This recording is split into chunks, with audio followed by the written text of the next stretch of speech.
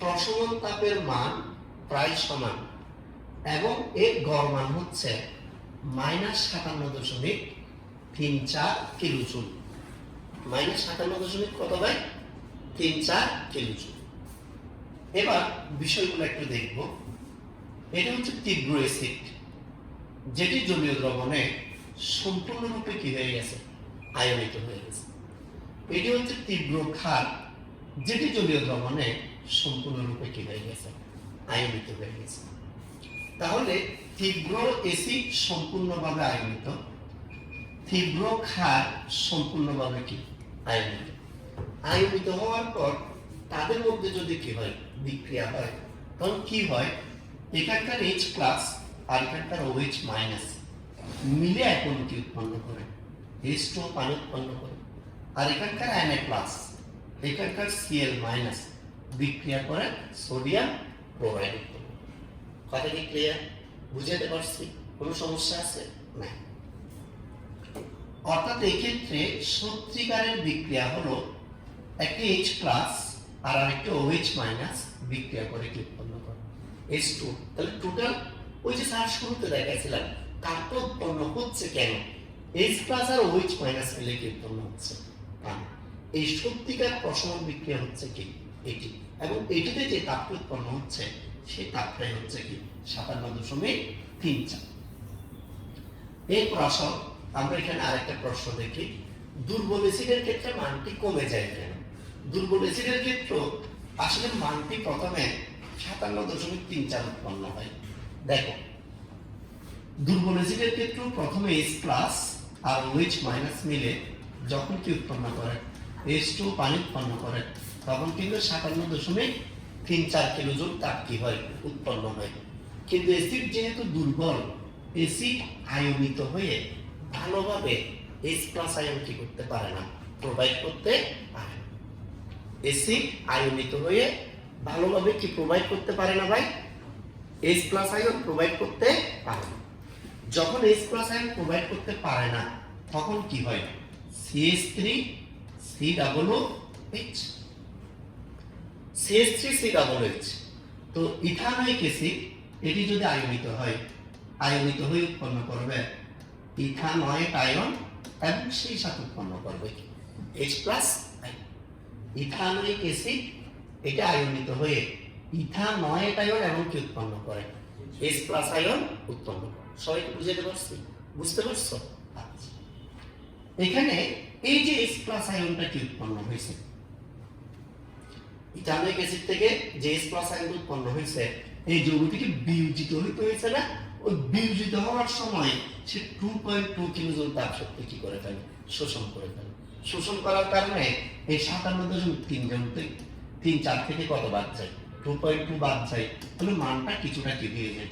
ছোট হয়ে কি হয়ে যায়? 55.14 হয়ে যায়। তাহলে এখন কি বুঝাতে পারছি? শক্তিশালী অ্যাসিড হইতে গেলে এটা ইজিলি বিয়োজিত হয়, কিন্তু দুর্বল অ্যাসিড ইজিলি কি হয় না? বিয়োজিত হয় না। কারণ বিয়োজিত করতে কিছু তাপ তার শোষণ করতে হয়। ফলে এটা টোটাল মানটা কি বিয়োগ যায় বিদায় দুর্বল অ্যাসিড বা দুর্বল ক্ষারের ক্ষেত্রে প্রশমন তাপের মান কিছুটা হ্রাস পায়। কিন্তু শক্তিশালী অ্যাসিড শক্তিশালী কারকের ক্ষেত্রে এই মানটি কি থাকে? ধ্রুবক থাকে। হাইড্রোফ্লোরিক অ্যাসিডের ক্ষেত্রে মানটি আরো বেড়ে যায় কেন? এর উত্তর হিসেবে বলছি, হাইড্রোফ্লোরিক অ্যাসিড কি করতে পারে? একটি হাইড্রোজেন বন্ধন সৃষ্টি করতে পারে। এই যে ফ্লোরাইড আয়নের সাথে পোলার পানির অণুর মধ্যে পানি যোজন তাপ বা হাইড্রেশন শক্তি অন্যান্য ঋণাত্মক আয়নের চেয়ে সবচেয়ে বেশি হয়। ফলে ওই হাইড্রেশন শক্তির কারণে কিছুটা মান কি পায়? বৃদ্ধি পায়। সেই মানটা কতটুকু বৃদ্ধি পায়? 11.26। বলে এই মানটি 57.34 এর সাথে যুক্ত হয়ে টোটাল মানটি হয়ে যায় কি? 68.6 কিলোজুল পাবো। সবাই কি বুঝতে পারছো? ভালো করে বুঝতে পারছো? কোনো সমস্যা আছে? হ্যাঁ, তাপের মান ঋণাত্মক হতে পারে।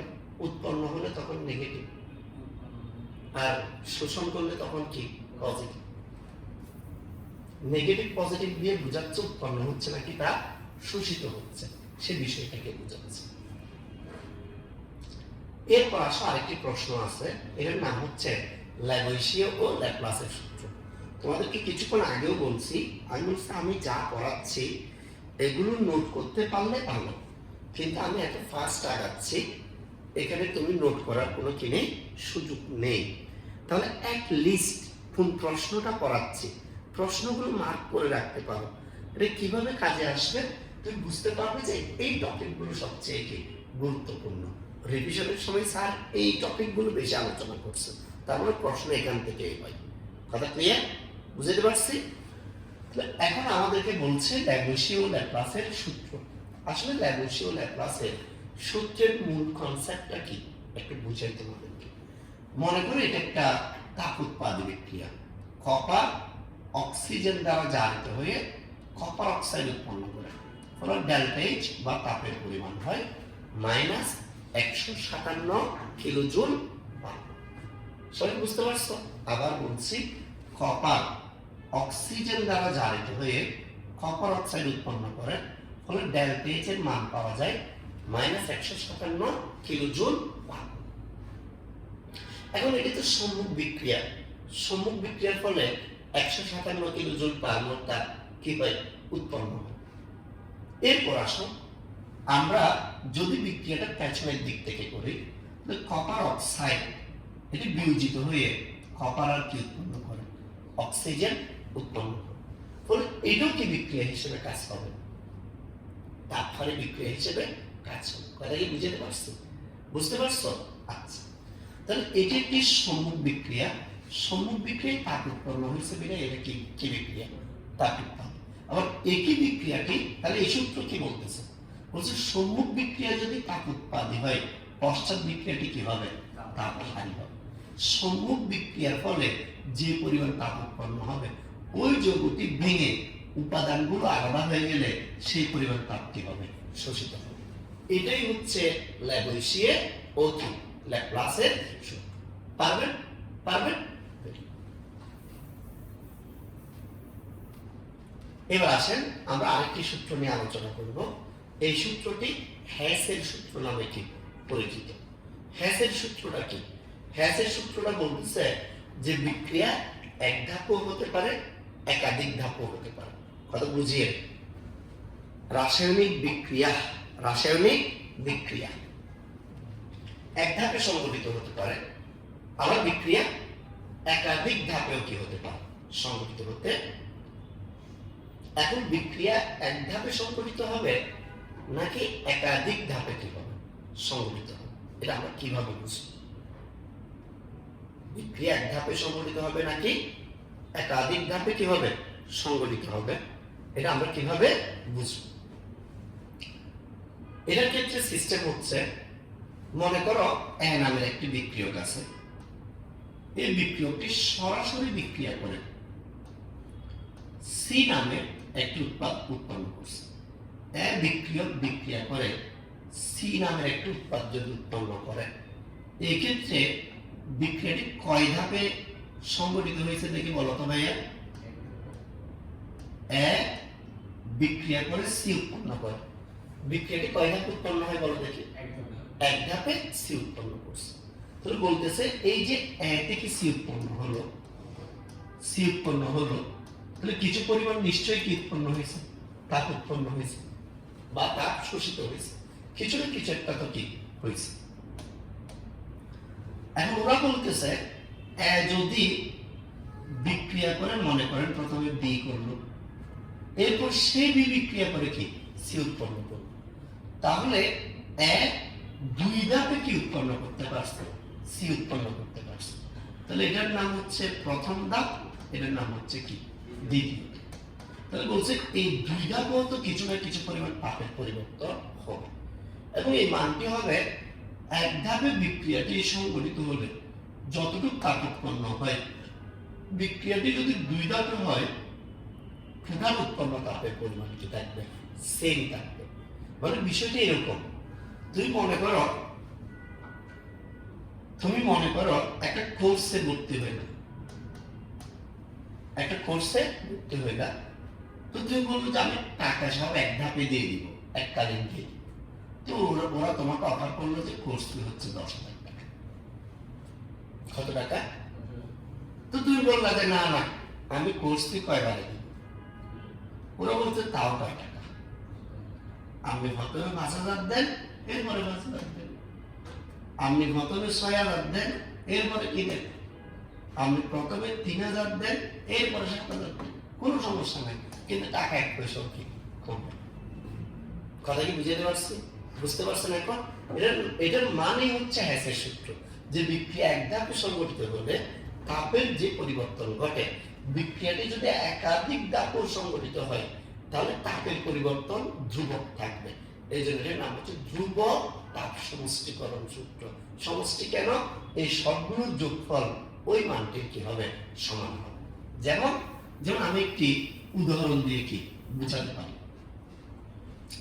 বলতেছে বিক্রিয়াটি যখন সংগঠিত হবে, এখানে একটা উদাহরণ আছে, এ থেকে সি উৎপন্ন হয়েছে এক ধাপে, এ থেকে বি, বি থেকে সি হয়েছে কয় ধাপে? 2 ধাপে। তাহলে বলতেছে আপনি কিভাবে উৎপন্ন করছেন এটা বড় কথা না, বড় কথা হচ্ছে এখানেও এ থেকে সি আসছে, এখানেও এ থেকে সি আসছে, মানে এখানে এক ধাপে তাপের পরিবর্তন যা ঘটছে, এখানে 2 ধাপের সমষ্টি ওইটার কি থাকবে? সমান থাকবে।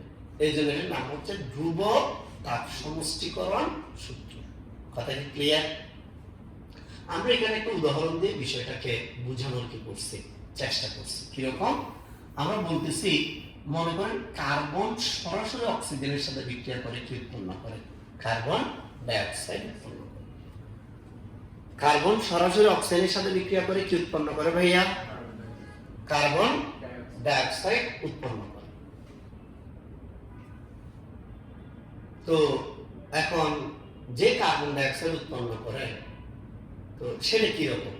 সেটা হচ্ছে এই এক ধাপ উৎপন্ন হয়ে 393.5 কিলোজুল তাপ উৎপন্ন হয়। তো এখন কার্বন শুধু অক্সিজেনের সাথে বিক্রিয়া করে কার্বন মনোক্সাইড তৈরি করার সময় যে তাপটা নির্গত হয় -110.5 কিলোজুল। আবার কার্বন মনোক্সাইড অক্সিজেনের সাথে বিক্রিয়া করে আবার কার্বন ডাইঅক্সাইড উৎপন্ন করে, এই ক্ষেত্রে নির্গত তাপ হচ্ছে কি? -283.0 কিলোজুল। তো প্রথম ধাপে যে পরিমাণ তাপ শক্তি নির্গত হয়েছে, দ্বিতীয় ধাপেও এই পরিমাণ তাপ শক্তি নির্গত হয়েছে। তো টোটাল এই দুইটা মিলে টোটাল নির্গত তাপ শক্তি এক ধাপের কি হয়ে গেছে? সমান হয়ে গেছে। এটার নামই হচ্ছে বিক্রিয়া এক ধাপে উৎপন্ন হোক বা একাধিক ধাপে উৎপন্ন হোক না কেন, তাপের পরিবর্তনটা সবসময় ধ্রুব থাকবে। এই জন্য এটার নাম হচ্ছে ধ্রুব তাপ সমষ্টিকরণ সূত্র। ক্লিয়ার? এবার আসেন আমরা এর পরের অংশটাতে একটু যাব। এটার নাম হচ্ছে প্রমাণ গঠন এনথালপি বা প্রমাণ গঠন তাপ। এই বিষয়টা কেমন চলেন আমরা একটু দেখি। বলতেছে কার্বন ডাইঅক্সাইড মনে করেন একটি যৌগ। কথা শুনিয়েন সবাই। কি বলছি স্যার? কার্বন ডাইঅক্সাইড একটি যৌগ। এই যৌগটি কিভাবে গঠিত হইল? সিম্পল, কার্বন আর কি মিলে? অক্সিজেন মিলে।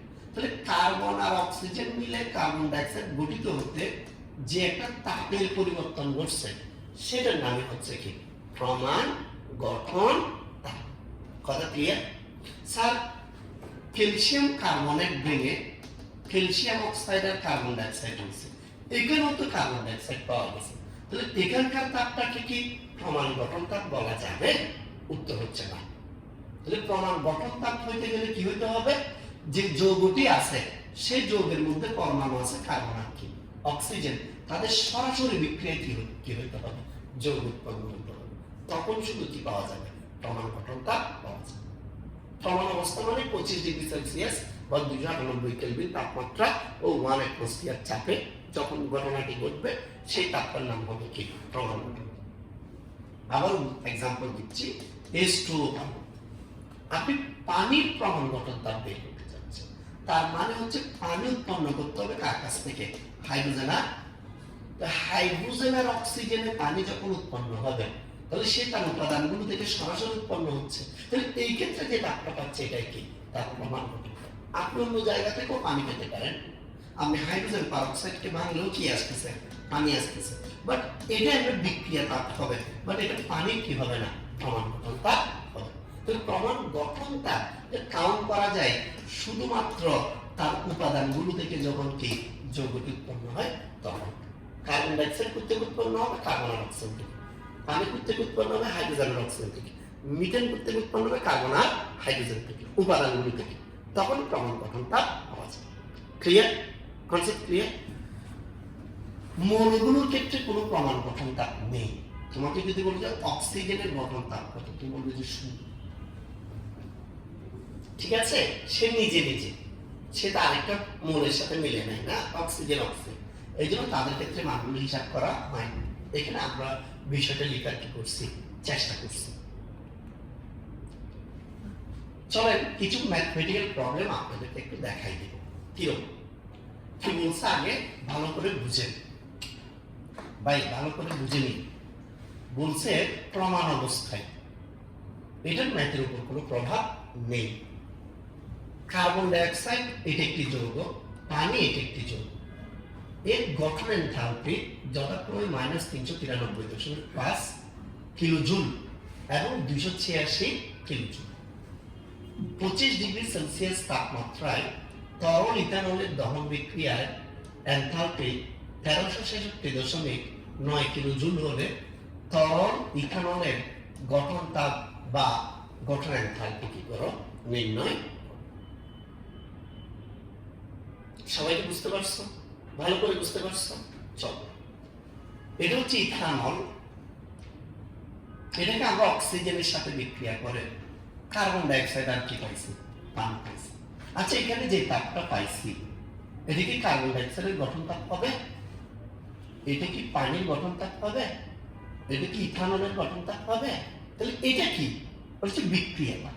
বিক্রিয়ার ফলে যে তাপ উৎপন্ন হয়েছে এটি হচ্ছে বিক্রিয়া। এবং বিক্রিয়া তাপ বের করার আমাদের কাছে কি আছে, একটি নিয়ম আছে। বিক্রিয়া তাপ বের করার নিয়ম হচ্ছে ডেল্টা এইচ সমান বিক্রিয়কের উৎপাদের গঠন তাপ থেকে, উৎপাদের কি ভাই গঠন তাপ থেকে আপনি যদি বিক্রিয়কের কি গঠন তাপ কি দিয়ে দেন, বিয়োগ দিয়ে দেন, তাহলেই বিক্রিয়া তাপ কি পাওয়া যায়। তাহলে বিক্রিয়ার তাপের সাথে গঠন তাপের একটা কি আছে, সম্পর্ক আছে। কথাটি ক্লিয়ার? মানে আপনি উৎপাদের গঠন তাপ বসাতে চাচ্ছেন, উৎপাদ হচ্ছে পানি আর কি কার্বন ডাইঅক্সাইড। তাহলে মনে করেন কার্বন ডাইঅক্সাইডের গঠন তাপকে আমি এভাবে প্রকাশ করলাম, কার্বন ডাইঅক্সাইড 2 অণু, তাহলে 2টা লিখতে হবে, 2 ইন্টু কার্বন ডাইঅক্সাইডের কি গঠন তাপ। এরপর পানির গঠন তাপকে আমি কি লিখলাম, 3 ইন্টু পানির গঠন তাপ। ভাইয়া বুঝতে পারছেন আপনি বিষয়টা এখন? তাহলে প্রত্যেকের কি চলে আসতেছে, গঠন তাপ চলে আসতেছে না? তাহলে যারটা বের করতে বলবে তারটা বের করতে পারবো না, মাইনাস বিক্রিয়কের গঠন তাপ। বিক্রিয়ক হচ্ছে ইথানল, ইথানলের গঠন তাপ। কিন্তু স্যার কিছুক্ষণ আগেই বলছি অক্সিজেন বা মৌলের এটা কি কোনো গঠন তাপ আছে? নেই, সেজন্য সেই মানটা কি হয়ে গেছে 0। এবার প্রশ্নে কারটা বের করতে বলছে, ইথানলের, তাহলে এটাকে আপনি কি ধরবেন, x। তাহলে এটাও প্রশ্নে দেওয়া আছে, এটাও দেওয়া আছে, ডেল্টা এইচ এর মানও দেওয়া আছে। ডেল্টা এইচ এর মান কোথায় দেওয়া আছে, এটা এই যে মান। স্যার এই দুইটা কোথায় দেওয়া আছে, কার্বন ডাইঅক্সাইডের পানির গঠন তাপ, ওই যে দেখেন কার্বন ডাইঅক্সাইডের গঠন তাপ একদম, পানির গঠন তাপ পেয়ে গেছেন। এখন তাহলে আপনি 3টা মান বসাই দিলে ইথানলের মান বের হয়ে যাবে না, সেই মানটি হচ্ছে কি -278.1 কিলো। ভাইয়া বুঝতে পারছেন? ভালো করে বুঝতে পারছেন? Very good. তাহলে গঠন তাপ এটার সাথে বিক্রিয়া তাপের যে সম্পর্ক, এই সম্পর্ককে কাজে লাগিয়ে বিক্রিয়া তাপও বের করা যায়, গঠন তাপও কি বের করা যায়। বিক্রিয়া তাপ দেওয়া থাকলে গঠন তাপ বের করতে হয়, গঠন তাপ দেওয়া থাকলে বিক্রিয়া তাপ বের করতে হয়। ক্লিয়ার? চলেন আমরা আরো একটি প্রবলেম দেখি, এই বিক্রিয়াটিতে কি বলতে চাচ্ছে আগে সেটা দেখব। বলছে নিচের তথ্যাদি থেকে এসিটিলিনের গঠন তাপ নির্ণয় করো। কি তাপ বের করতে বলছে, এসিটিলিনের গঠন তাপ। তো এসিটিলিন কি, এসিটিলিন হচ্ছে ইথাইল, এটি বায়ু অক্সিজেন দ্বারা জারিত হলে কার্বন ডাইঅক্সাইড আর কি হয়, পানি। তাহলে এসিটিলিনের ক্ষেত্রে যে মানটা দিছে এটি তার বিক্রিয়া তাপ, এটি তার কি তাপ, বিক্রিয়া তাপ। তাহলে বিক্রিয়া তাপের মানের থেকে আবার আগের নিয়মে কি করা যাবে, গঠন তাপ বের করা যাবে। কিভাবে, সারিকেলে দেখাচ্ছি। বিক্রিয়া তাপ ডেল্টা এইচ বের করার নিয়ম হচ্ছে উৎপাদের গঠন তাপ বসাই দিতে হবে, কার্বন ডাইঅক্সাইডের গঠন তাপ, এরপর পানির কি ভাই গঠন তাপ। গঠন তাপকে বইয়ের ডেল্টা এইচ এফ নট এভাবেও কি করে প্রকাশ করে। এত কিছু লিখতে সময় লাগতেছে বিধায় আমি এইচ লিখে লিখে কি চলে যাচ্ছে। এইচ মানে হাইড্রোজেন না, এইচ মানে হিট, এইচ মানে কি হিট, কথা বুঝতে পারছি? আবার এলোমেলো করে ফেলবা। মাইনাস বিক্রিয়কের গঠন তাপ, বিক্রিয়ক হচ্ছে অ্যাসিটিলিন আর পানি, তাহলে অ্যাসিটিলিনের গঠন তাপ লিখছি। অক্সিজেন লেখার প্রয়োজন নেই, আপনি যেটা বের করবেন প্রশ্নে এটাও দেওয়া আছে, এটাও দেওয়া আছে, এটাও দেওয়া আছে, ডেল্টা এইচ করে দেওয়া আছে। এই যে স্যার কার্বন ডাইঅক্সাইডের গঠন তাপ কোথাও লিখে নাই তো ভাই, লিখে নাই কিন্তু লিখে দিচ্ছে কোথায়? এই যে কার্বন ডাইঅক্সাইডের গঠন তাপ। স্যার এটা গঠন তাপ কেমনে বুঝবো? কার্বন আর অক্সিজেনের বিক্রিয়া হয়েছে কার্বন ডাইঅক্সাইড, এর ডেফিনেশন বুঝলে আপনি বড় বুঝবেন। এবার দেখেন এই মানটা পানির গঠন তাপ কেমনে? এটা উৎপন্ন হয়েছে হাইড্রোজেন আর কি অক্সিজেনের বিক্রিয়ার ফলে। এখন কি বুঝতে পারছেন? তাহলে এই মানগুলো বসাই দিলে আবার কি চলে আসবে? উত্তর চলে আসবে। এই যে ক্যালকুলেশন করছি, ক্যালকুলেশন করে এক্স এর মান আসছে কি 231 কিলোজুল তাপ। ভাই পারবেন? পারবেন সবাই? মাশাআল্লাহ। যদি পারেন আপনি চলেন এর পরের প্রশ্নটি। স্যার ওটা স্যার গঠন তাপে এইচ দিয়ে প্রকাশ করলে পারবো। আপনারা স্টুডেন্ট না মানুষ, আপনারা পরীক্ষায় নাম্বার বেশি পাবেন, আপনারা ডেল্টা এইচ এফ নট দিয়ে প্রকাশ করবেন। কি দিয়ে? ডেল্টা এইচ এফ নট, এই পুরোটা দিয়ে, মানে কার্বন ডাইঅক্সাইড এভাবে না লিখে আপনি এভাবে লিখুন delta H F not of কি কার্বন ডাইঅক্সাইড। এটা হচ্ছে কার্বন ডাইঅক্সাইডের প্রমাণ গঠন তাপ। আর এটাকে আমি সার হিসেবে কিছু গুণা মাপ এভাবে লিখে ফেলছি তাড়াতাড়ি লেখার জন্য। এবার আসলে এই প্রবলেমটা আবার কি করবো আমরা সলভ। বারবার বলছি এমনি যদি আপনি দেখেন আপনার কাছে অনেক কঠিন লাগবে, মনে হবে এগুলো কি জানি হয়ে যাচ্ছে, কিন্তু আপনি যখন বেসিকটা ক্লিয়ার করে জানবেন দেখবেন যে এখানে কিছুই নাই, মনে হয় যে এগুলো আমি নিজেও পারবো, মনে হয় আপনি নিজে পারবেন আমি বলার পরে, আমি বলার আগ পর্যন্ত আপনি নিজে পারবেন। এখানে কি বলছে আবার দেখেন, এখানে বলতেছে এ বি এ বি, কয়টা যোগ? তিনটা যোগ। এদের দহন এনথালপি, দহন মানে অক্সিজেনের সাথে বিক্রিয়া করে, এ অক্সিজেনের সাথে বিক্রিয়া করে এ বি অক্সিজেনের সাথে বিক্রিয়া করে বি। আবার এ বি, এটা যদি এ বি টু যদি অক্সিজেনের সাথে বিক্রিয়া করে, এ অক্সিজেনের সাথে বিক্রিয়া করে এ টু, বি অক্সিজেনের সাথে বিক্রিয়া করে কি বি, ঠিক না? বলছে এরা বিক্রিয়া করার সময় এই তাপগুলো কি হয় উৎপন্ন হয়। তাহলে আমি এখান থেকে এ এর বিক্রিয়াটা লিখলাম, আমি বি এর বিক্রিয়াটা লিখলাম, আমি এ বি টু এর বিক্রিয়াটি লিখলাম।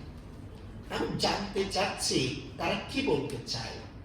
তারা বলতে চাচ্ছে A B two A delta H F নির্ণয় করো। ওই যে ডেল্টা এইচ এফ ফরম্যাটে কেন লিখছে এখন বুঝতে পারছেন? আপনি এটা কি জিনিস না জানলে আপনি তো শুধুই মনে করবেন যে এইচ মানে মনে হয় কি গঠন এনথালপি, ঠিক না? তাহলে আপনাকে এখানে এ বি টু এর কি বের করতে বলছে গঠন এনথালপি। তাহলে আপনি 3 নাম্বার বিক্রিয়া দিয়ে এই বিক্রিয়াটা দিয়ে শুরু করুন। কিভাবে? আপনি লিখবেন ডেল্টা এইচ সমান উৎপাদের কি গঠন এনথালপি, ঠিক না ভাইয়া, মাইনাস বিক্রিয়কের কি গঠন, কাহিনী শেষ। এখন আপনি একটু ভালো করে দেখেন ডেল্টা এইচ এর মান প্রশ্নে দেওয়া আছে। এরপর আপনি একটা জিনিস খেয়াল করে দেখবেন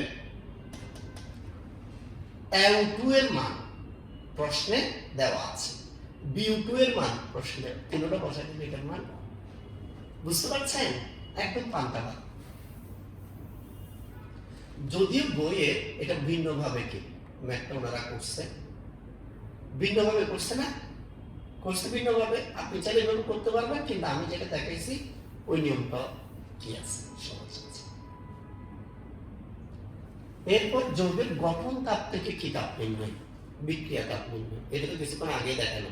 মানে তখন কি করবে যে সবগুলো গঠন তাপ দিয়ে দিবে, ডেল্টা এইচ এর মানটা আপনাকে কি বের করতে বলবে। এই যে দেখেন এটার মান দিয়ে দিছে, এটার মান দিয়ে দিছে, এটার মান দিয়ে দিছে, তো কিসের মান বের হবে? ডেল্টা এইচ এর মান।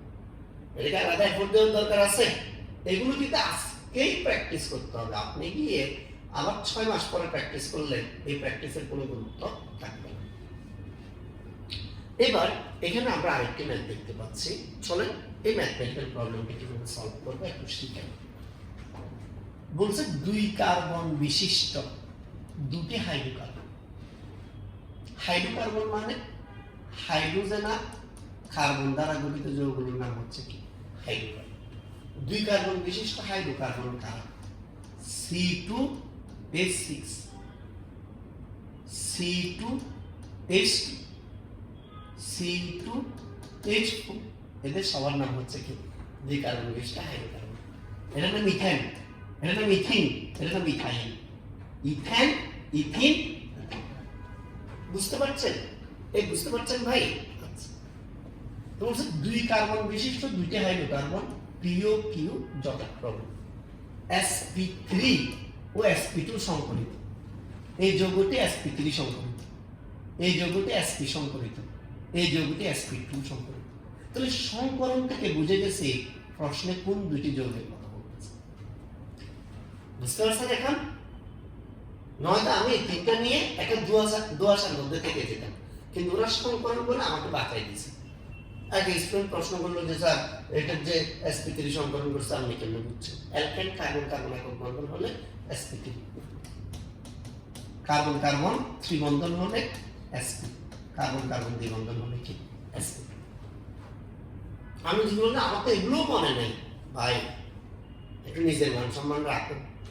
তুমি যা পরীক্ষার্থী ফার্স্ট ইয়ার থেকে সেই কাহিনী বলে বলে আসতেছে, এখনো যদি মনে না থাকে এটা তো নিজের ব্যর্থতা ছাড়া আমি আর কিছু দেখি না, ঠিক না? তাহলে সেই অনুযায়ী আমরা তাহলে এই দুটা যৌগকে টার্গেট করলাম। বলছে এক্ষেত্রে কিউ যৌগ PO/Q, কিউ যৌগ P কে, P হচ্ছে যার sp3 হয়েছে, তাহলে এই যৌগটির নাম হচ্ছে P, তাহলে বাকিটার নাম হচ্ছে কি Q। বলছে কিউ যৌগ কার্বন ডাইঅক্সাইড পানি এর গঠন তাপ, এই তিনটার গঠন তাপ দিয়ে দিচ্ছে, ঠিক আছে? হাইড্রোকার্বন P এর প্রমাণ দহন তাপ এটা, হাইড্রোকার্বন P এর প্রমাণ গঠন তাপ কি করো নির্ণয় করো। তা আপনারা জানেন না প্রমাণ গঠন তাপ কিভাবে বের করতে হয়? কিভাবে বের করতে হয়? আপনি বিক্রিয়াটা লিখে আবার ডেল্টা এইচ এর মান বের করবেন, উৎপাদ মাইনাস বিক্রিয়া দিয়ে, তাহলে কি বের হয়ে যাবে? প্রমাণ গঠন তাপ বের হয়ে যাবে। গেল। আমি P এর জন্য বিক্রিয়াটা লিখে দেখাচ্ছি। C2H6 যদি অক্সিজেনের সাথে বিক্রিয়া করে, কার্বন অক্সিজেনের সাথে বিক্রিয়া করে উৎপন্ন করবে কার্বন ডাইঅক্সাইড, হাইড্রোজেন অক্সিজেনের সাথে বিক্রিয়া করে উৎপন্ন করবে H2। C2H6 এটি যখন অক্সিজেনের সাথে বিক্রিয়া করছে তখন উৎপন্ন হয়েছে কার্বন ডাইঅক্সাইড আর কি। তো আমি যদি এখানে কার্বন 2টা লিখি, এখানে 2, আমি যদি হাইড্রোজেন 6টা লিখি, এখানে কত হবে? 3 হবে। অক্সিজেন এখানে আছে 4টি, এখানে আছে কয়টি? 3টি। মোট কয়টি গেছে? 7টি। মোট কয়টি গেছে ভাই? 7টি। তো 7টি মানে আপনি চাইলে 3.5 লিখতে পারেন। 3 পয়েন্ট কত? কথাটি বুঝতে পারছি? মানে এই বিক্রিয়ার জন্য একটা ডেল্টা এইচ এর মান পাচ্ছেন, সেই ডেল্টা এইচ এর মানটা প্রশ্নে কি দিয়ে দিছে। তো কোথায়? P এর প্রমাণ দহন তাপ কত? 1370। ভাই বুঝেন, ঠিক না? তাহলে আপনি এখন ডেল্টা এইচ সমান লিখবেন, উৎপাদ আগে বিক্রিয়ক পরে, এরপর ক্যালকুলেশন করতে পারবেন না। 2 নম্বর বলছে উদ্দীপকের PO/Q যৌগের মধ্যে কোনটি উৎকৃষ্ট জানেন। এটার জন্য কি করতে হবে? প্রথমে P এর জন্য ডেল্টা এইচ করতে হবে, Q এর জন্য কি বের করতে হবে? Delta H. অলরেডি P এর ডেল্টা এইচ কি করা আছে? বের করা আছে, শুধু নতুন করে বের করতে হবে কার? Q এর জন্য ডেল্টা এইচ। তো বের করার পর এটার একটা ডেল্টা এইচ এর মান আসবে, এটার একটা ডেল্টা এইচ এর মান আসবে। প্রতি গ্রামের জন্য উত্তর বের করতে হবে। কত গ্রামের জন্য? প্রতি, যেটার ক্ষেত্রে প্রতি গ্রামে উৎপাদ বেশি পাওয়া যাবে, যেটার ক্ষেত্রে প্রতি গ্রামে উৎপাদ কি পাওয়া যাবে? বেশি পাওয়া যাবে, ধরে নিতে হবে সেটা জ্বালানি হিসেবে কি উৎকৃষ্ট। একটা সহজ কথা বলব, 1 গ্রাম ইউরেনিয়াম পুরানে, 1 গ্রাম ইউরেনিয়াম পুরানে, মনে করো কথার কথা 1000 কিলোওয়াট কি পাওয়া যায়, শক্তি পাওয়া যায়। আর মনে করো 1 টন কয়লা পুড়ালে 1000 কিলোওয়াট কি পাওয়া যায়, শক্তি পাওয়া যায়। এবার আপনি বলেন জ্বালানি হিসেবে কোনটি ভালো, কি পরিমাণ ভালো, কল্পনার বাইরে না। কোথায় 1 টন আর কোথায় 1 গ্রাম। এই জন্য পুরো পৃথিবীর মানুষ ট্রাম্প থেকে শুরু করে সবাই ইউরেনিয়াম বুঝতেছে টর্চ লাইট দিয়ে, কোথায় কোন দেশে কি আছে, ইউরেনিয়াম আছে বলছে এটারে ধরো মারো। বুঝতে পারছি, পৃথিবীতে তেল অ্যাভেলেবেল হলেও, গ্যাস অ্যাভেলেবেল হলেও ইউরেনিয়াম কিনা অ্যাভেলেবেল, যার কারণে মানুষ এই ইউরেনিয়ামের ব্যবহার কি করতে পারছে।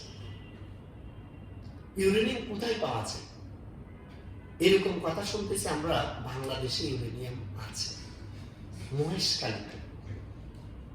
মহেশখালীতে ইউরেনিয়াম খনি আছে, কিন্তু এটা বের করার মতো মেধা জ্ঞান নাকি বাঙালিদের নেই। এটা একটা রিউমার বাংলাদেশে প্রচলিত আছে শিক্ষিত সমাজের মধ্যে। তবে বর্তমানে ইউরেনিয়াম সমৃদ্ধ দেশ হচ্ছে রাশিয়া, সেই জন্য রাশিয়া ইয়া কারকি করে না। বাংলাদেশে আবার রূপপুর পারমাণবিক বিদ্যুৎ কেন্দ্র কি করা হয়েছে, সেটা চলবে কি দিয়ে, ইউরেনিয়াম জ্বালানি। এই ইউরেনিয়াম সাপ্লাই দিবে কে, রাশিয়া। সেজন্য বাংলাদেশের রাশিয়ার সাথে সবসময় কি রাখতে হয়, সুসম্পর্ক রাখতে। কোনো কারণে রাশিয়ার সাথে যদি সম্পর্ক নষ্ট হয়ে যায়, সাথে সাথে রূপপুর পারমাণবিক বিদ্যুৎ কেন্দ্র কি হয়ে যাবে। এভাবে আমরা একটি আরেকজনের সাথে খানিকটা চাইলেও মুখ দিয়ে যা আসে তা বলতে পারি। বুঝতে পারছি? চলেন আমরা বিষয়গুলো একবার দেখে নিই। এতক্ষণ তো মুখে বললাম, মুখে বলা এক জিনিস, দেখে নেওয়া আরেক জিনিস। চলেন দেখাই। প্রথমে এই বিক্রিয়াটা লিখছি, লিখার পর ডেল্টা এইচ এর মান বের করছি, সেখান থেকে প্রমাণ গঠনটা এরপর আসে। খ নম্বরে পিউ কিউর জন্য স্যার বলছে কিউটা বের করলে হবে, কিউ এর বিক্রিয়া লিখছি, তার ডেল্টা এইচ এর মান ক্যালকুলেশন করতে করতে বের করছি। দেখছেন ভাই? এখন আমি বলছি উত্তর বের করতে হবে কয় গ্রামে, তাহলে এটার আণবিক ভর যদি 28 গ্রাম হয়, 28 গ্রামের থেকে তাপ উৎপন্ন হয় এত কিলোজুল, মানে 1 গ্রাম থেকে তাপ উৎপন্ন হয় কি 1 কিলোজুল। ঠিক সেম ভাবে ইথেনের ক্ষেত্র, ইথেনের ভর যদি 30 হয়, 30 গ্রাম থেকে তাপ উৎপন্ন হয় এত কিলোজুল, 1 গ্রাম থেকে তাপ উৎপন্ন হয় এত কিলোজুল। তবে কোনটা থেকে তাপ বেশি উৎপন্ন হয়, ইথেন থেকে। যেটা থেকে তাপ বেশি উৎপন্ন হয় জ্বালানি হিসেবে সেটা কি উৎকৃষ্ট। ডেল্টা এইচ এর মান দেখে জ্বালানি হিসেবে উৎকৃষ্ট 100% শিওর ভাবে বলা যাবে না, পরে সেটাকে আবার কি করতে হবে, ঐকিক নিয়মে হিসাব করতে হবে। সবাই কি বুঝতে পারছেন? ভালো করে বুঝতে পারছেন? মাশাআল্লাহ।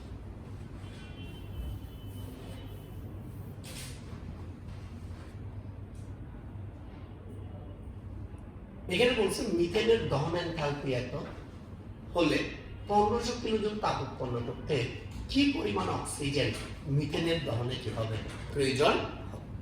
ঠিক আছে, চলে না আমরা এই বিষয়গুলো একটু দেখি। ভাইয়া মিথেন এটা যখন অক্সিজেনের সাথে বিক্রিয়া করে তখন উৎপন্ন করে কার্বন ডাইঅক্সাইড আর কি। তো আপনি যদি এখান থেকে দেখেন সাধারণ পর দেখবেন যে 1 মোল মিথেন মূলত 2 মোল অক্সিজেনের সাথে বিক্রিয়া করে 2 × 32 গ্রাম কি করে উৎপন্ন। এখানে বিষয়টা হচ্ছে 1500 কিলোজুল তাপ মিথেন দহনে উৎপন্ন করতে পারে 1 কিলোজুল। ঐকিক নিয়মে হিসাবটা কি হয়ে গেছে। আর 1 মোল অক্সিজেন সমান যদি 32 গ্রাম হয়, 1 মোল অক্সিজেন সমান কত গ্রাম, আমরা এটা কি বের করে দেব মানবে। সবাই কি বুঝতে পারছেন? ভালো করে বুঝতে পারছেন? যে ম্যাথটা বুঝতে একটু কষ্ট হবে সেটা আমাকে বলবেন, সেটা আমাকে বললে আমি কি করব, আমি আপনাদেরকে সেটা লিখে লিখে বুঝাবো। এরপর এখানে আরেকটি প্রশ্ন আমরা দেখতে পাচ্ছি, প্রশ্ন হচ্ছে প্রভাবক রিলেটেড। কি ভাই? প্রভাবক রিলেটেড। এখন প্রভাবক কি? প্রভাবক হচ্ছে যারা রাসায়নিক বিক্রিয়ার হার বা গতিবেগকে কি করতে পারে, বৃদ্ধি করতে পারে। আসলে বৃদ্ধি করা এটা প্রভাবকের কাজ না। প্রভাবক মাঝে মধ্যে বিক্রিয়ার হার বা গতিবেগকে কি করতে পারে, হ্রাস করতে পারে। তবে যে সকল উপাদান বিক্রিয়ার হার বা গতিবেগকে বৃদ্ধি করে তাদের নাম হচ্ছে প্রভাবক, অর্থাৎ বিক্রিয়ার হার বা গতিবেগকে হ্রাস করে তাদের নাম কি? একসাথে বলবে বিক্রিয়ার হার বা গতিকে যারা ত্বরান্বিত করে, কিন্তু বিক্রিয়া শেষে নিজে ধর্ম, ভর, রাসায়নিক সংযুক্তিতে অপরিবর্তিত থাকে তাদেরকে কি বলে? প্রভাবক বলে। চলো আমরা এই বিষয়টা কি একটু বুঝতে চাই। প্রভাবক কাকে বলে ডেফিনেশন লিখছে, এখানে প্রভাবকের কিছু বৈশিষ্ট্য আছে। আমি প্রভাবকের নাম দিছি ভিটামিনের। প্রভাবক অনেকটা কিসের মতো রে ভাই? ভিটামিন আমাদের শরীরে বেশি প্রয়োজন হয়, একটু করে প্রয়োজন হয়। যদি আমরা সারাদিন কিসের পেছন দৌড়াইতে থাকি, ভিটামিন বলতে একটা ভিটামিন ট্যাবলেট দেন না, কিসের ভিতরে ভিটামিন আছে এরকম বলি না? ভিটামিন কি পরিমাণ প্রয়োজন হয় দেখে, খুবই কম পরিমাণ। ঠিক সেম ভাবে রাসায়নিক বিক্রিয়ার ফলে প্রভাবকের পরিমাণ প্রয়োজন হয় খুবই কম।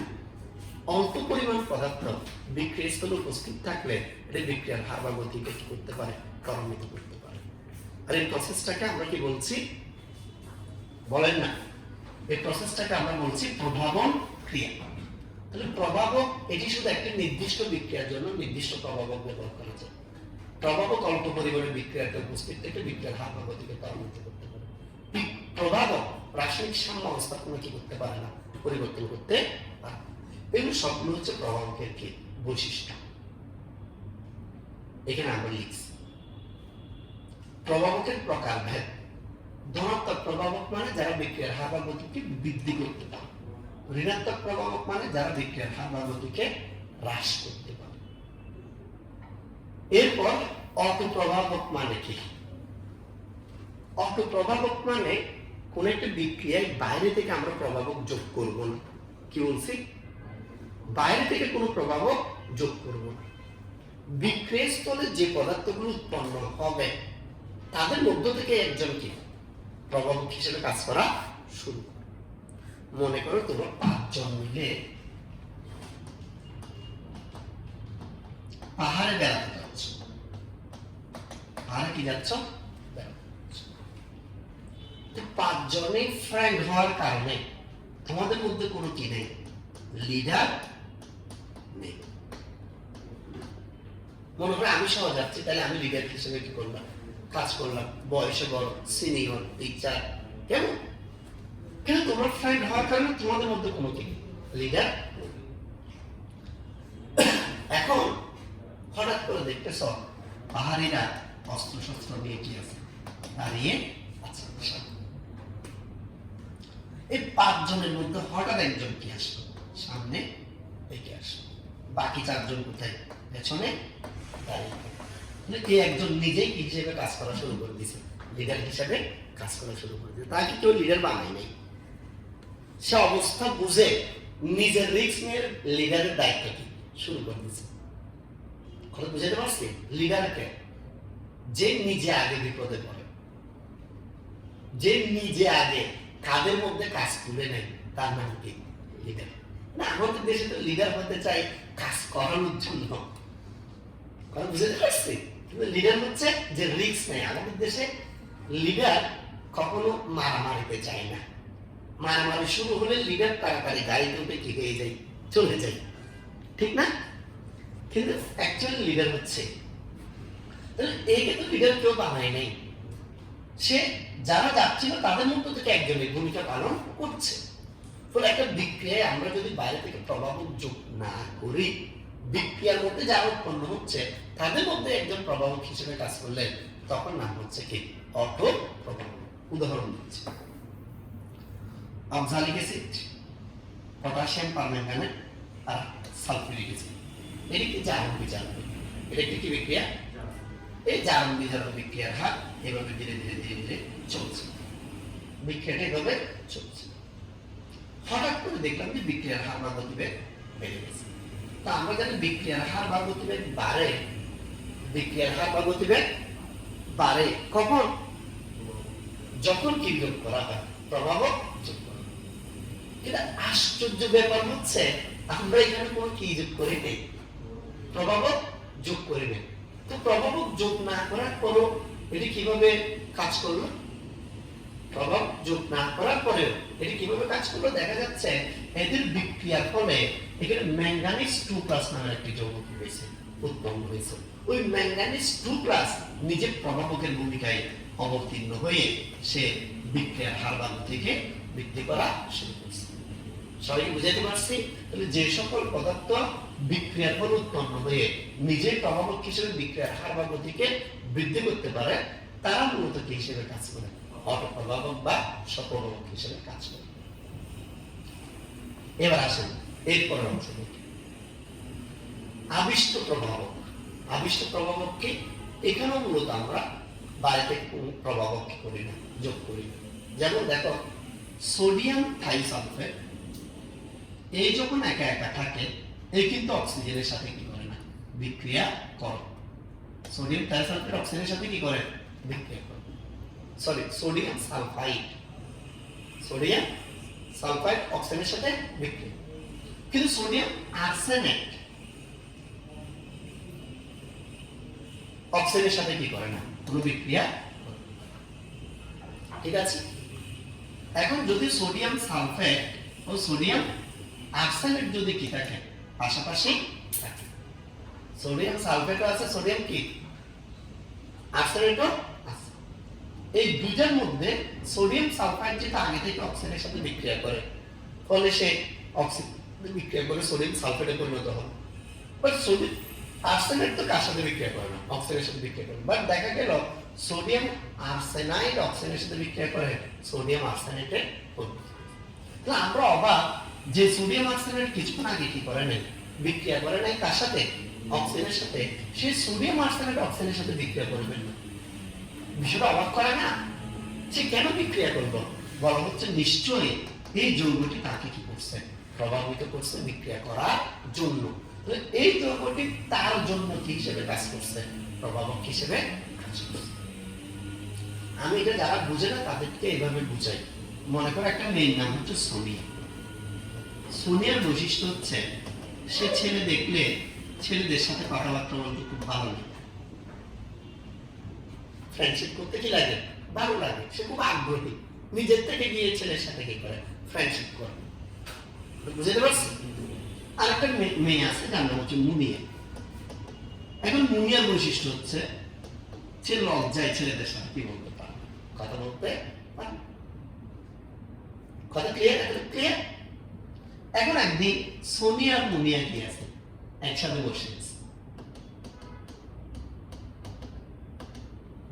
এখন সেখানে ছেলেরা আসছে। এখন সোনিয়ার সব জবাববাসী যে ছেলেদের সাথে হেঁটে এসে কি বলতেছে, কথা বলতেছে। তো মুনিয়া তো চুপ করে বসে থাকার দরকার ছিল, কিন্তু দেখতেছে মুনিয়াও হেঁটে এসে কি কথা বলতেছে। কি রে, মুনিয়া তো ছেলেদের সাথে কি বলে না, কথা বলে না, নিশ্চয় তার উপর প্রভাব ফেলছে কে, সোনিয়া।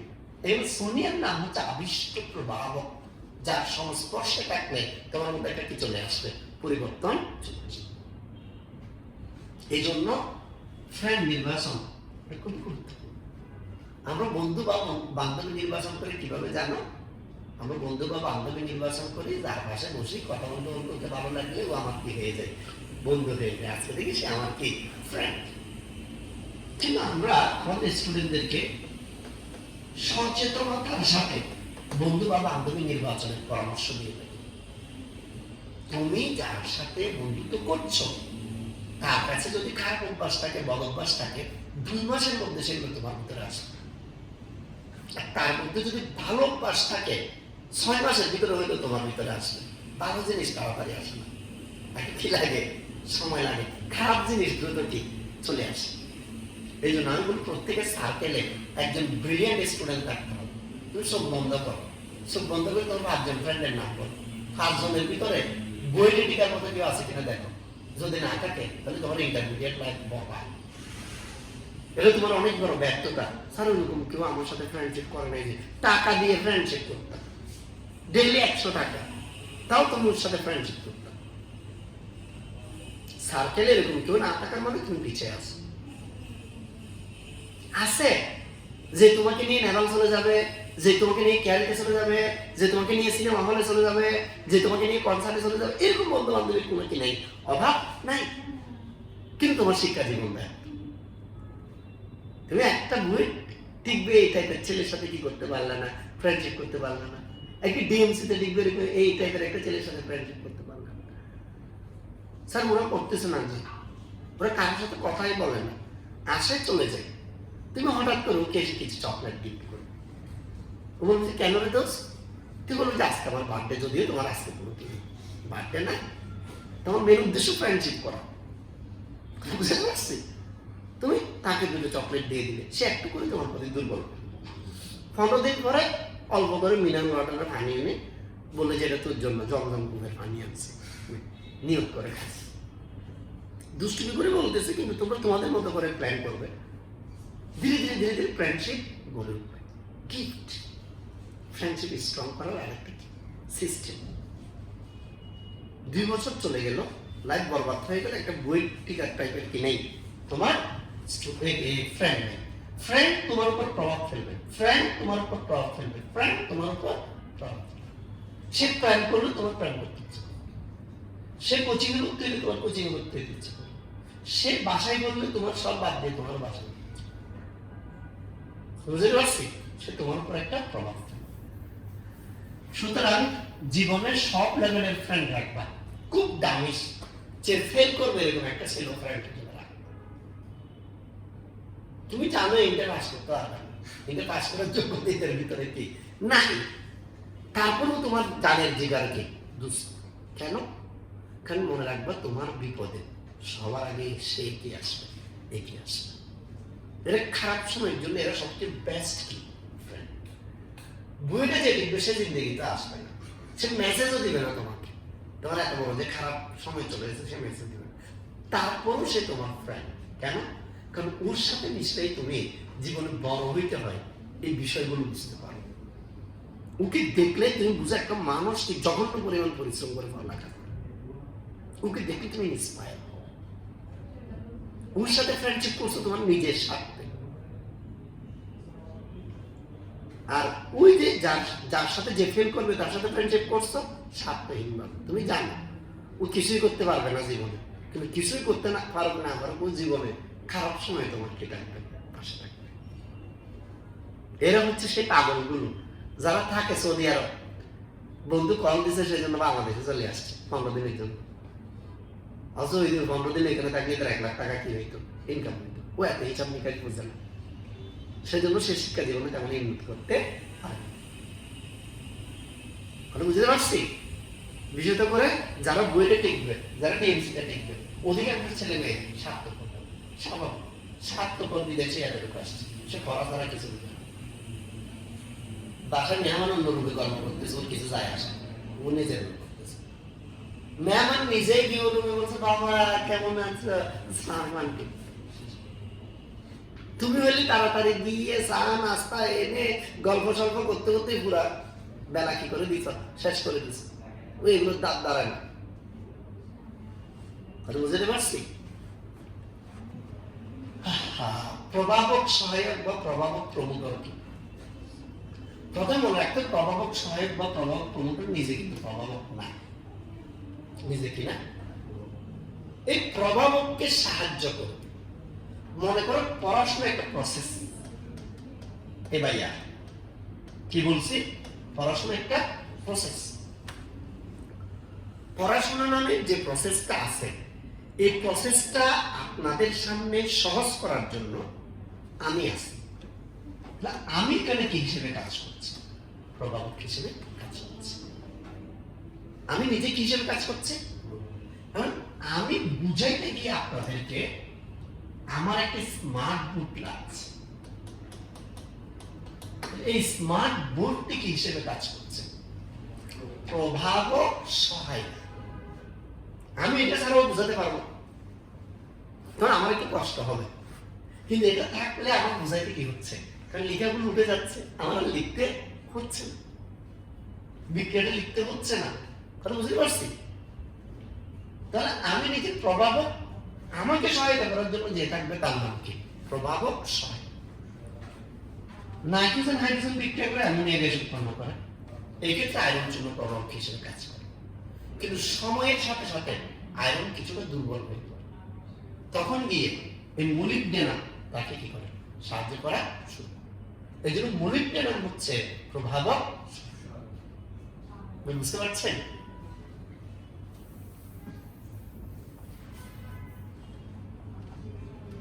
প্রভাবক বিষ।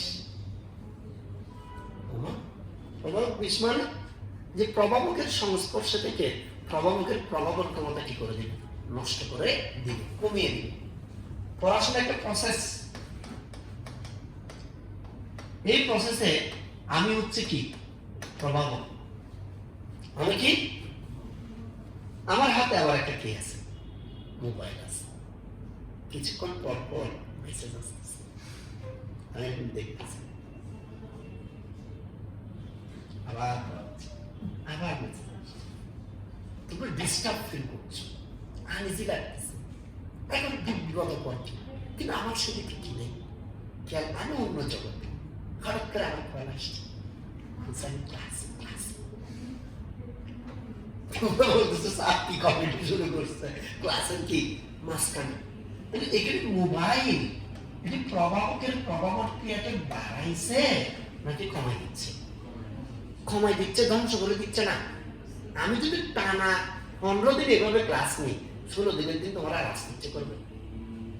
তবে ভাই কি স্যার বুঝলাম না, ভালো হলে হবে শুধু কোনো কমন সেন্স নাই, ক্লাসে সবার সামনে মোবাইলে কথা বলতে পারি, কার সাথে বলা আল্লাহ জানে। এটাকে শুনছি বিবাহিত নাই, আলোচনা হবে কিনা?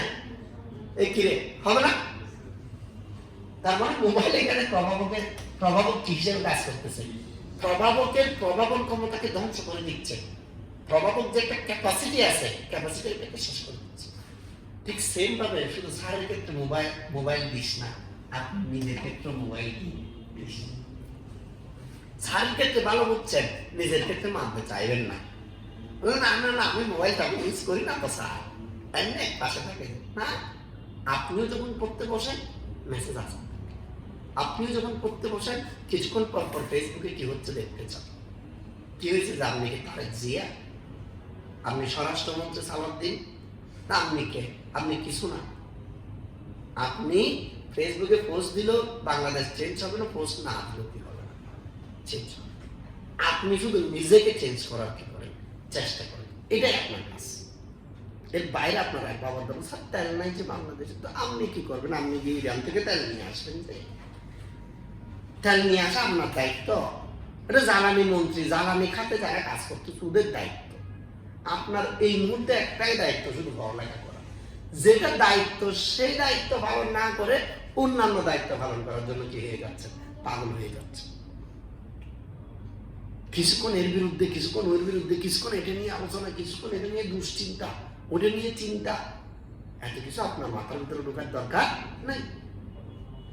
আপনি এসএসসি পরীক্ষাতে শুধু পড়েন, শুধু পড়েন, শুধু পড়েন। তো স্যার এভাবে স্বার্থপর হয়ে যাব? স্বার্থপর হয়েও দেশের কি করা যায়? সেবা করা। আপনি স্বার্থপর হয়ে একজন স্বার্থপর ডাক্তার হয়েছেন, আপনি রুগী ছাড়া আর কিছু বুঝেন না। বান্ধবীর বিয়ে হচ্ছে, জান নাই আজকে রুগীর কি আছে? অপারেশন আছে। আপনি জীবন বাঁচাচ্ছেন তো অন্যভাবে। বুঝতে পারছি? আমি পৃথিবীর সবার জন্য স্বার্থপর হইতে পারি, কিন্তু আমার টিচার, আমার স্টুডেন্টদের জন্য আমি কিনা স্বার্থপর না। ওরা জানে স্যারকে সময় বললেই স্যারকে দিচ্ছে, সময় দিচ্ছে, স্যার আমার জন্য এই কাজ করতেছে, তাইলে আমিও কোনো না কোনোভাবে দেশের উন্নতিতে কি করার চেষ্টা করতেছি, অবদান রাখার চেষ্টা। ক্লিয়ার?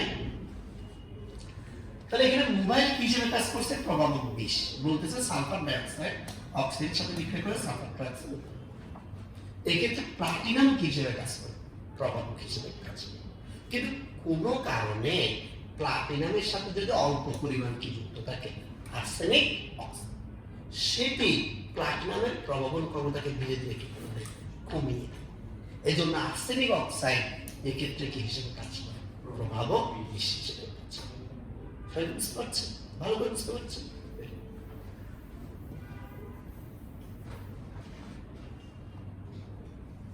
আমরা এখানে প্রভাবকের প্রকারভেদ লিখছি, সমসত্ব প্রভাবন, অসমসত্ব প্রভাবন। এটা কি? সমসত্ব প্রভাবন মানে বিক্রিয়ক অনুপাত যে ভৌত অবস্থায় আছে, প্রভাবক যদি একই ভৌত অবস্থায় থাকে তার নাম হচ্ছে সমসত্ব প্রভাবন। গ্যাসীয় অবস্থায় আসে বিধায় এটার নাম হচ্ছে গ্যাসীয় সার্কিট। আর তরল অবস্থায় থাকলে এটি অ্যাকুয়াস, এটি অ্যাকুয়াস, এটি অ্যাকুয়াস, এটাও কি অ্যাকুয়াস। তখন হবে তরল সার্কিট। মুখ্যত হচ্ছে একই অবস্থায় থাকে, মুখ্যত কি অবস্থায় হয়, তখন এদের নাম হচ্ছে সমসত্ব প্রভাবন। আর যদি একই অবস্থায় না থাকে, ভিন্ন অবস্থায় থাকে স্যার, তখন সেটার নাম হবে কি? অসমসত্ব প্রভাবন। কথা কি বুঝতে পারছেন? ভালো করে বুঝতে পারছেন? প্রভাবন ক্রিয়া কৌশল, এটা আমি তৃতীয় অধ্যায়ে একবার বলছিলাম যে প্রভাবক দুইভাবে কাজ করে। একটা হচ্ছে অন্তর্বর্তী যৌগ গঠন প্রক্রিয়ায়, আর আরেকটি হচ্ছে পৃষ্ঠতলে অধিশোষণ প্রক্রিয়া। চলেন অন্তর্বর্তী যৌগ গঠন প্রক্রিয়ায় কিভাবে প্রভাবক কাজ করে একটা উদাহরণ দিই। মনে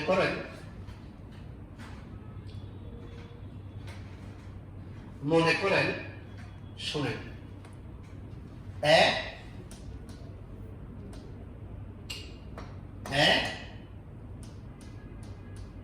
বি এর সাথে বিক্রিয়া করে বি নামের একটি কি যৌগ উৎপন্ন, বি এর সাথে বিক্রিয়া করে কি উৎপন্ন হবে? বি নামের একটি যৌগ উৎপন্ন হবে। এই ক্ষেত্রে সি প্রভাবক হিসেবে কাজ করে। এবং সি কিভাবে প্রভাবক হিসেবে কাজ করে? সি এসে হঠাৎ করে এর সাথে নিজে বিক্রিয়া করবে।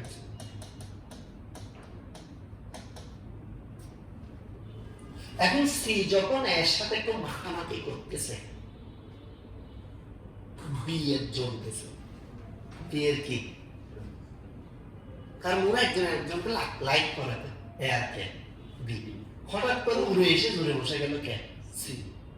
হুমা বি তাড়াতাড়ি গিয়ে সির সামনে দাঁড়াইছে, যে সি কে বলছে তোমার এত বড় সাহস, তোমার সাথে কথা বলো কেন? তোমার কাছে কেন? তোমার কি ছিল? তোমার কি লাগে? ঝামেলা শুরু হয়ে গেছে। তখন একে বলছে তুমি বলো তুমি কার সাথে থাকতে চাও, সি এর সাথে নাকি আমার সাথে? থাকতে তো চাই তোমার সাথে। সি কে তো ইউজ করছে, তুমি কাছে আসার জন্য। তাহলে এখানে সি কি হিসেবে কাজ করছে? প্রভাবক হিসেবে কাজ করছে। কথাই বুঝতে পারছি? তবে সে কি ধরনের প্রভাবক? সে নিজে যেহেতু বিক্রিয়া অংশগ্রহণ করে ফেলছে, এদের এটা নাম হচ্ছে অন্তর্বর্তী যৌগ গঠন প্রক্রিয়া। সে কি করছে? প্রভাবক হিসেবে কাজ করছে। সবাই আমার কথা বুঝতে পারছেন ভাই? বুঝতে পারছেন? কোনো সমস্যা আছে? যদি কারো কোনো সমস্যা বা প্রবলেম না থাকে, আলহামদুলিল্লাহ আমরা এরপর অংশটাতে একটু চলে যাই। আশা করি এরপর আর কিছু নেই। এরপরে কিছু প্রশ্ন আছে, আমরা প্রশ্নের আলাদা ক্লাস দিব বলছি আগামী শনিবার থেকে। জানো তো? জানো আগামী শনিবার থেকে তোমাদের এমসিকিউ ক্লাস কি হচ্ছে, শুরু হচ্ছে। এর একটা কোর্সটা তোমাদের জন্য ফ্রি করে দিচ্ছি, তোমাদের যাতে এমসিকিউ দক্ষতা কি বাড়ে। এটা প্রতিদিন বিকেল 5টায় হবে, প্রতিদিন বিকেল কি 5টায়। কেমন? তখন তোমাদের ক্লাস সকাল থেকে কোথায় নিয়ে যাবো না, বিকেলে নিয়ে যাবো। ওই মঙ্গল বৃহস্পতি বিকেল 4টায় দিব। 3 দিন তাহলে এটার পর কি এমসিকিউটাও করে দিতে পারো। ঠিক আছে? মনে থাকবে সবার? ঠিক আছে, সবাই ভালো থাকবেন। আল্লাহ হাফেজ। আগামী কাল কিসের উপর পড়াবো? আগামী ক্লাসে দ্বিতীয় অধ্যায় পড়াবো। কোন অধ্যায় পড়াবো? মনে থাকবে সবার?